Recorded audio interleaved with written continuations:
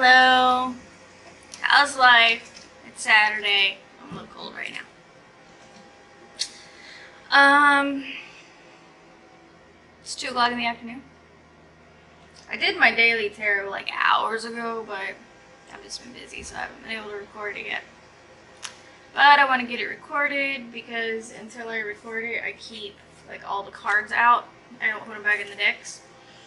And then, like, I feel like I can't do any readings or anything because there's cards missing. And it's pretty much from all my decks, too. Alright, let's do the daily tarot. I did not have a good night last night. I'm just going to tell you that. My cat's also meowing in the background, so if you hear him. Ashy, what's wrong? Ashy. There's nothing wrong. He just wants attention. So, we're going to do the daily tarot. Oh, I was telling you, I've had a rough day because I only slept like 4 hours last night. For some reason, I just could not sleep. And I haven't had a migraine yet, but it's going that direction. So, alright, let's do the daily tarot and oracle because that's a very fun thing. It truly is. I really enjoy it. I'm passionate about it. It makes me happy to do it. So, alright. The TWA challenge, the Whimsical Arcane challenge. Today's word is ready, and I drew the 9 of chalices. We've talked about this card before on here. The man who looks like he's quite thirsty.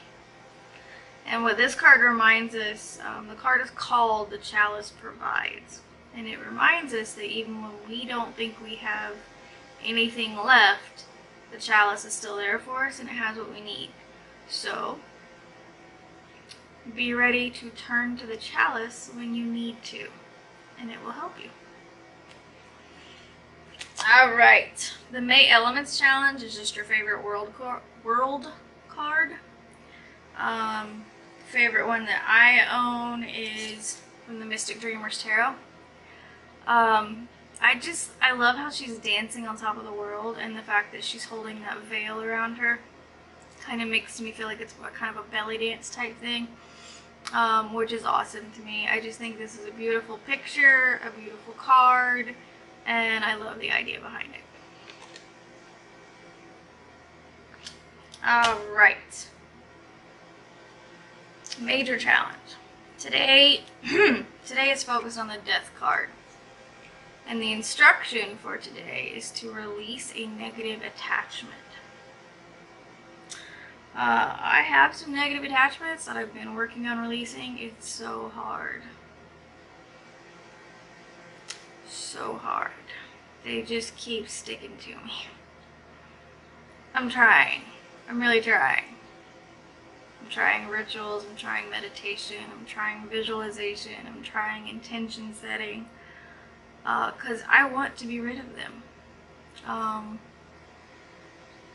Chakra cleansing, aura cleansing, it just seems like they're holding on to me very tight, or maybe there's a part of me holding on to them very tight. Either way, it needs to go. Alright, my daily draw today, I drew from my Witch's Oracle, and I drew the Chalice. Is that my computer screen reflecting? I can't, oh no, it's the camera monitor. Right there is the monitor for the camera reflecting on it. Okay, let's turn it at an angle. So I drew the Chalice, and what the Chalice in this deck reminds us is that we need to keep our emotions steady and stay the course so we can carry the Chalice without it sloshing out. Okay? I forgot to get my little book so I could read you the incantation for the Chalice. So, let me read you the incantation for the Chalice. Because this deck has an incantation for everything. Both feet planted on the ground, there is no need to flop around. Calm and balance will be the way to welcome in each brand new day. I seriously love the incantations as well. Some of them make me laugh, like the words flop around, like what immediately came to mind for me was like a fish that somehow got out of the water and up onto the bank, and they're just like flopping around trying to get back to the water. I don't know why that's the visualization I got, but that's what I got with the word flop. Alright. Alright. I need to put that in my little post actually. I forgot to put the incantation in there. Last, we have the daily journal exercise. So the card I drew for that today is the Knight of Cups. Very dark looking in the Gothic deck, obviously. I know some of these cards are a bit hard to see in the viewfinder, but I always put these as blog posts on my website as well. It is mysticmoonreadings.wordpress.com. It is down below. If you go there, you can find all of my blog posts, including the one that shows these cards. And if you click the images, you can see them like much larger, so you can get a much clearer view of the picture if you go to my blog. I try to link the blog post in the description box as well, but sometimes I forget. I usually go in and edit the video after, because I put the video on the blog post too. So I upload the video to YouTube, use the link for it to finish up my blog post, publish my blog post, and then go back to YouTube and add the link in. So if you don't see it, feel free to comment. But if you just go to my blog, you'll find it. So mysticmoonreadings.wordpress.com. Or mysticmoonreadings.com will work too. We'll forward you to my WordPress site. So, the journal prompt for this, very dark. You know, there's like blood dripping from the wall. He's very vampirish looking, vampiric. So he doesn't really fit the stereotype of the Knight of Cups. The sort of stereotype in the Knight of Cups is like a very romantic kind of knight. The one that brings you flowers and, you know, very romantic. He doesn't really look like he wants to bring you flowers. He looks like he wants to drink your blood. But at any rate, the journal question is, when have you been swept off your feet by love?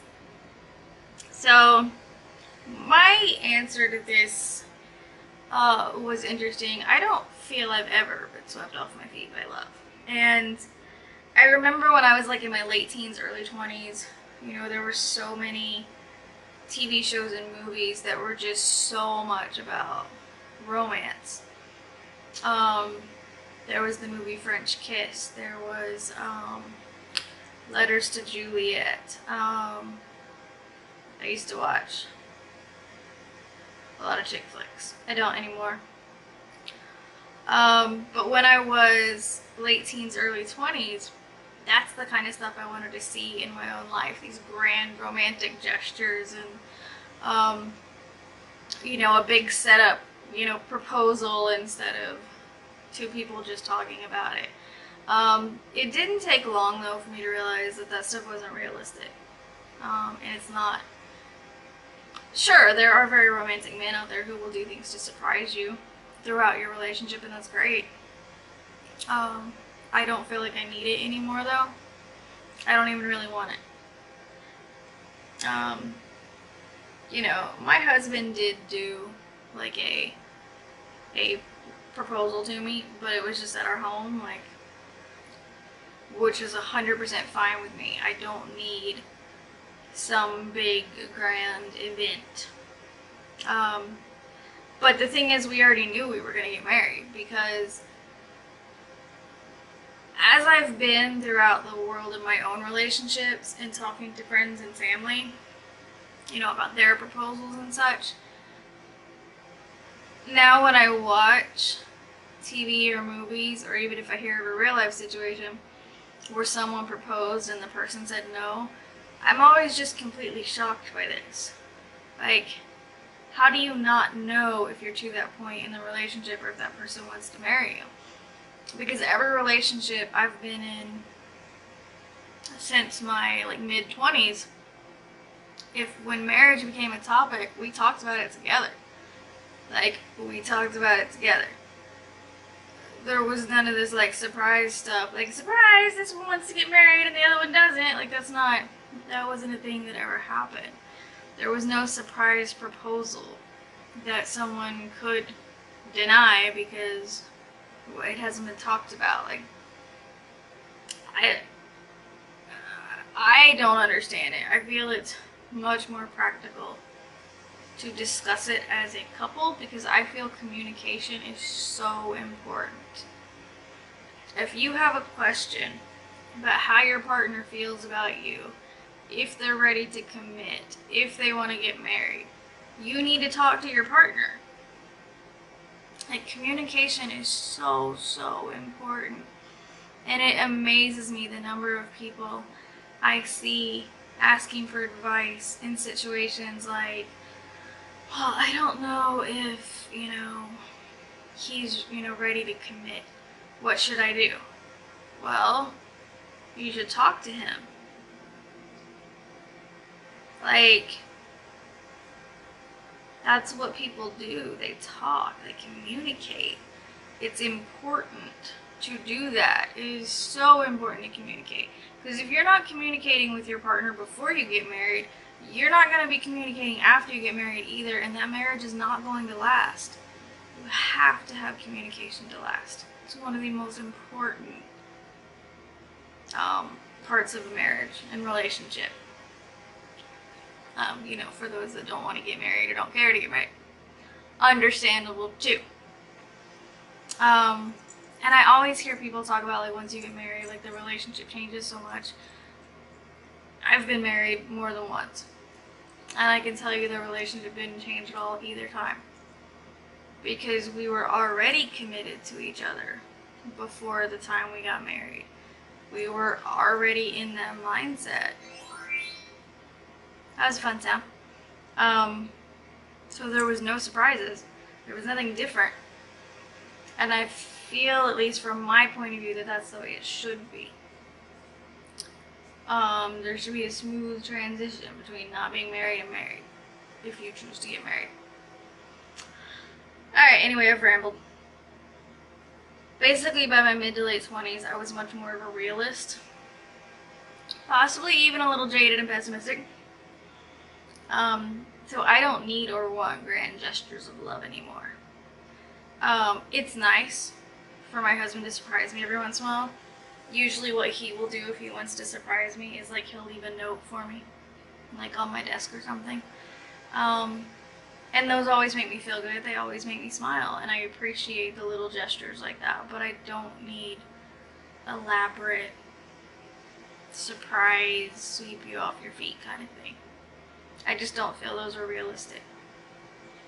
That's just my opinion, though. Alright. I'm going to let you go. We are done. I'll get this posted as soon as I can.